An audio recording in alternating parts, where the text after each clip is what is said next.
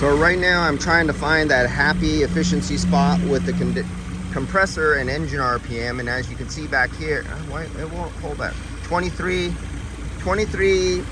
psi, but that was at like 1500 RPM. But as it cooled the cabin, because I'm trying to cool down this hot interior and everything like that, but I'm trying to find the lowest temperature at the same time. So I'm mapping out the curve of engine RPM to efficiency under this heat load to find the magic spot where it doesn't kick off the compressor. Like, it just comes to the point where it kicks off the compressor and it doesn't.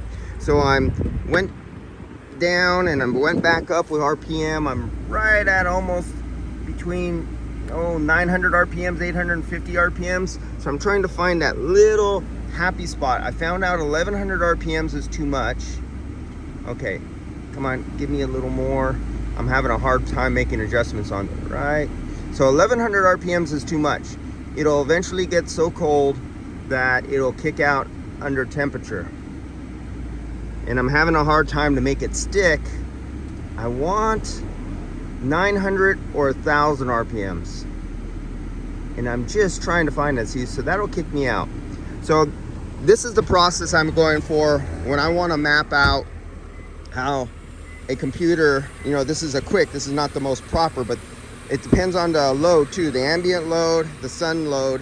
But you can map out and find where a compressor for the load is working at its like absolute perfect efficiency, to the point where it doesn't kick off the compressor, but it doesn't get hotter. It gets to its lowest point within a few tenths of its cutout point, and it'll just flatline.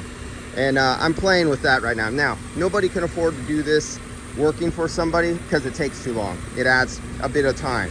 But this is something you do on every car over the years, all the time, to, in your head, map out how the fans kick in and out. Map out in your head how the clutch kicks in and out at what temperature. What was the ambient of that day? Were you in a shop or were you out in the sun? And you just continuously do this, and you learn that the pressures and temperatures and everything you were taught in your schools or what's online or printed in books with these newer cars, and even sometimes when it comes from a factory manual, is bullshit and it doesn't follow it. That's it. Takes a bit of reading too. But I'm having fun here, and this is that one with bad maintenance, and the customer specifically said they don't want any repairs done. And he'll come back if he has a problem. He'll come back and then have the repairs done, but he just wants AC right now. So I'm doing exactly what he said, and I know where there was for a second in the other video that see, the compressor just kicked out, and I have it.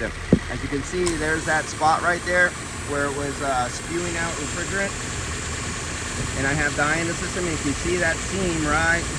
And now it doesn't want to focus. Right there. Right in the center of the tube. You see the tip of my finger, that little seam right there? Refrigerant was literally spewing out of there, about a 2 or 3 inch long spew of liquid refrigerant. And after starting, it stopped. Passed vacuum decay test. It passed 200 psi because it pushes the rubber O-ring up fast, seals it, and you pass the 200 psi pressure decay test. You pass the vacuum test. And I got to kick that RPM down. And what is our minimum? Kicked out again. Where are we kicking out at?